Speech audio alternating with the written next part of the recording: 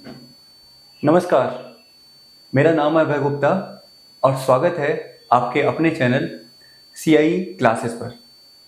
आज देश में एक इम्पोर्टेंट टॉपिक बहुत ज़्यादा मीडिया में, सोशल मीडिया में, गवर्नमेंट के डॉक्यूमेंट्स में देखने को मिल रहा है और वो इम्पोर्टेंट टॉपिक है वन नेशन वन इलेक्शन, यानी कि एक राष्ट्र एक चुनाव।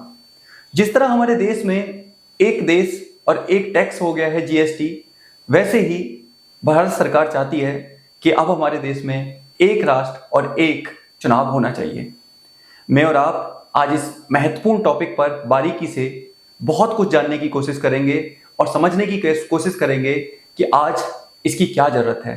साथ ही मैं और आप ये भी जानने की कोशिश करेंगे कि इसमें कौन कौन सी ऐसी कमियां हैं, कौन कौन सी ऐसी समस्याएं हैं जिससे भारत में इसे लागू कर पाना अभी मुश्किल है। सो बिना देरी करे शुरू करते हैं आज अपनी बात को। और अपनी बात है, अपना टॉपिक है एक राष्ट्र एक चुनाव। ध्यान से सुनिएगा, आपको बहुत कुछ समझ में आएगा। अगर आप स्टूडेंट हैं तो आपकी बेहतर समझ और ज़्यादा बढ़ेगी। अगर आप पॉलिटिकल साइंस स्टूडेंट हैं तब तो आपको ये टॉपिक बहुत ज़्यादा इंपॉर्टेंट होने वाला है आने वाले कुछ सालों में।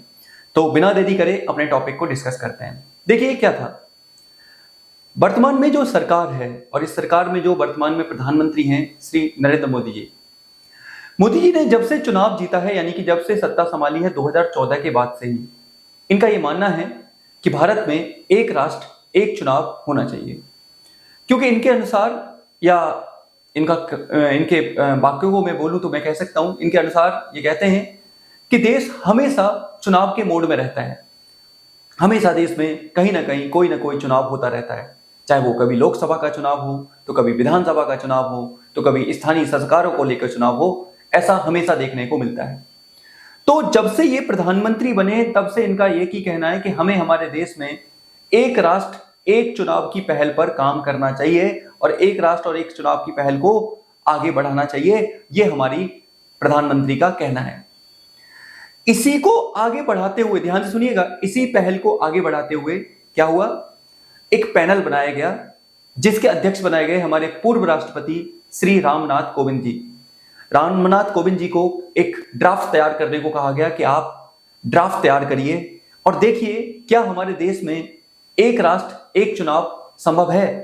तो हाल में ही क्या हुआ है, रामनाथ कोविंद पैनल ने अपनी सिफारिशें, अपनी रिपोर्ट सरकार को दी है और सरकार ने इस पर जवाब देते हुए कहा है कि आने वाले आगामी सत्र में, यानी कि आने वाले आगामी पार्लियामेंट के सेशन में वो एक विधेयक लेकर आएंगे और देश में एक राष्ट्र एक चुनाव कराने की बात उन्होंने कही है। देखिए ऐसा नहीं है ये पैनल पहली बार बोल रहा है। इस पैनल से पहले भी कई बार अलग अलग इंस्टीट्यूशन ने ये बात कही है। जैसे एक बार चुनाव आयोग ने भी ये बात कही थी कि देश में एक राष्ट्र एक चुनाव होना चाहिए। इसके अलावा विधि आयोग ने भी इस बात की बात कही थी कि एक राष्ट्र एक चुनाव होना चाहिए। इसके अलावा बहुत सारे एनजीओ, सुप्रीम कोर्ट और कई संस्थाएं इस बात को बार बार कह चुकी हैं कि भारत में एक राष्ट्र एक चुनाव होना चाहिए। देखिए क्लास थोड़ी बड़ी होने वाली है आज, क्योंकि डिस्कशन बहुत ज़्यादा है। हम इसके फायदे, लॉस, क्या फायदे हैं, क्या इसका नुकसान होगा, सब कुछ डिस्कस करेंगे। बहुत बारीकी से चीज़ें समझने की कोशिश करेंगे। तो चलिए आगे बात करते हैं, आगे और समझने की कोशिश करते हैं अपने टॉपिक पर, ठीक है। तो यहीं से एक और बात आपको समझनी है, एक और बात आपको जाननी है, और वो बात है कि आखिर सरकार चाहती क्यों है। देखिए इसके पीछे कई रीजन है। एक हेल्दी लोकतंत्र में चुनाव बहुत आवश्यक है। भारत जैसा लोकतंत्र जो है उसमें चुनाव कराना बहुत ज्यादा जरूरी है। लेकिन हमारे देश में चुनाव इतने ज्यादा होते हैं कि हमारी पूरी मशीनरी चुनावों में हमेशा लगी रहती है। देश में जगह जगह आचार संहिता लागू रहती है। देश में जगह जगह पॉलिटिकल पार्टियों का प्रचार लागू रहता है, जिसकी वजह से सरकारें अपना काम अच्छे से नहीं कर पाती या खुल के नहीं कर पाती। इसके अलावा इस पर बहुत सारी नुकसान, बहुत सारी चीजें देखने को मिलती हैं। तो चलिए सबसे पहले जानते हैं कि अगर हमारे देश में एक राष्ट्र एक चुनाव होता है तो इसके फायदे क्या होंगे। एक एक करके मैं आपको चीजें समझाता हूं, ध्यान से सुनिएगा। देखिए आपको एक और चीज समझाना चाहता हूं, उससे पहले पृष्ठभूमि। पृष्ठभूमि क्या है, 1952, 56, 62 और 67 तक केंद्र और राज्य के चुनाव एक साथ होते थे, यानी कि लोकसभा और विधानसभा के चुनाव एक साथ होते थे और सब कुछ बढ़िया चल रहा था। लेकिन हुआ क्या, 1968-69 में कई राज्यों की विधानसभाओं को भंग किया गया। उस समय की सत्ताधारी कांग्रेस सरकार ने कई राज्यों की विधानसभाओं को भंग किया, और जब कई राज्यों की विधानसभाएं भंग हुई तो उसके बाद असीमित समय देखने को मिला, असमान इलेक्शन होने लगे। इसके अलावा 1967 में जो लोकसभा चुनाव हुआ था, चौथा लोकसभा चुनाव, तो पांचवा लोकसभा चुनाव 1972 में होने वाला था, लेकिन इंदिरा गांधी सरकार के द्वारा इस अपनी लोकसभा को 5 साल पहले ही भंग कर दिया गया और 1971 में चुनाव हुए। तो इधर लोकसभा के चुनाव का टाइम बदल गया और उधर कई राज्यों की विधानसभाओं का चुनाव का टाइम बदल गया, और इसी वजह से बार बार असीमितता देखने को मिली। ये पहला मौका था जब हमारे देश में लोकसभा और विधानसभा के चुनाव यहीं से अलग अलग होने लगे।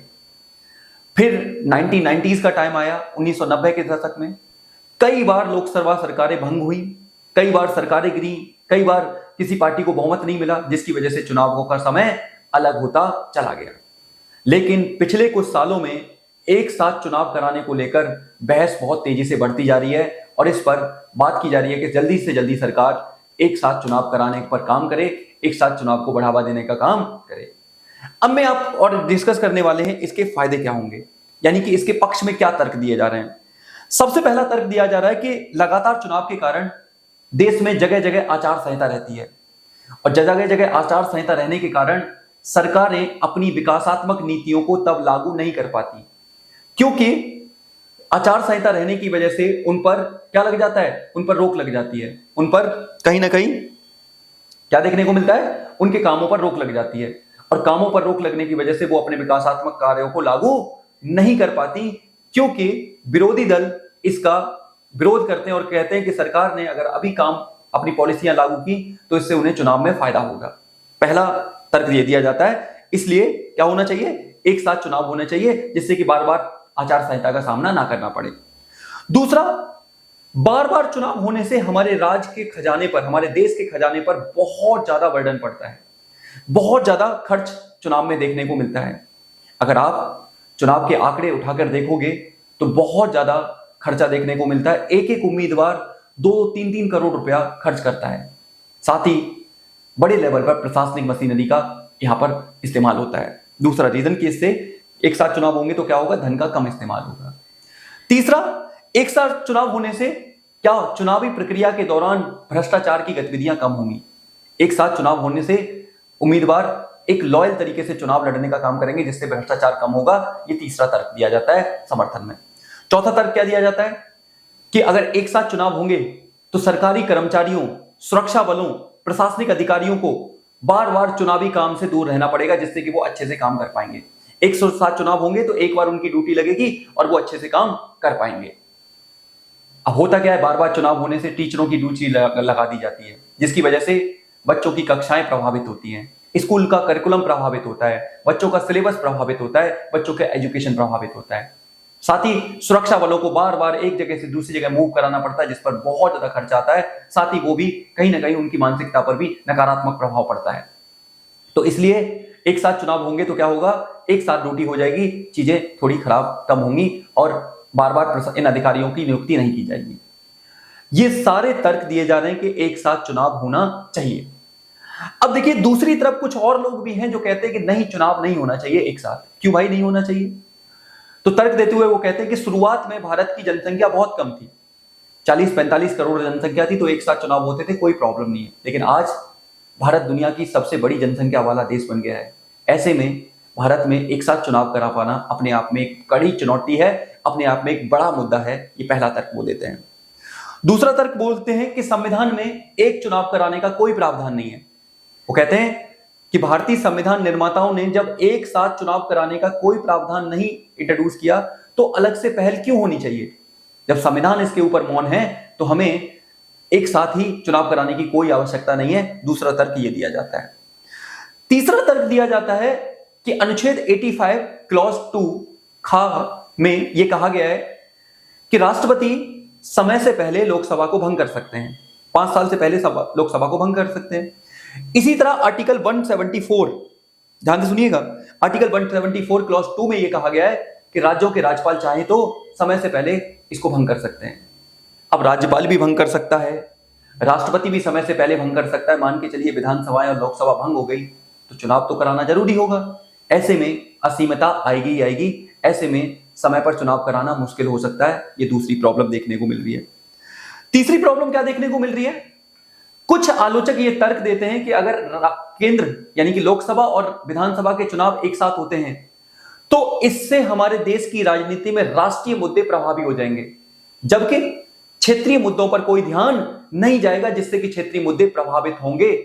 क्षेत्रीय मुद्दों पर कोई ध्यान नहीं दिया जाएगा। राजनीतिक दल केंद्रीय मुद्दों को वोट बनाकर, केंद्रीय मुद्दों को आधार बनाकर चुनाव में लड़ने का काम करेंगी, जिससे क्षेत्र के मुद्दे प्रभावित होंगे। यह दूसरी बात बोली जा रही है। तीसरा तर्क दिया जा रहा है, इससे क्या होगा, एक साथ चुनाव होने से राजनीतिक दलों और नेताओं की जवाबदेही में कमी आएगी। अभी क्या बोलते हैं वो कि मान के चलो केंद्र में अभी कोई सरकार है, उस सरकार ने कोई अच्छा काम नहीं किया और अगले साल राज्य में चुनाव हुए 3-4 राज्यों में, तो लोग उस केंद्र सरकार के विरोध में अपना प्रतिक्रिया वहां दे सकते हैं और वहां पर उस केंद्र सरकार की पार्टी को चुनाव में हरा सकते हैं। उस चुनाव में उसके अगेंस्ट में वोट डाल सकते हैं, जिससे क्या होगा, जिससे केंद्र पर दबाव आएगा कि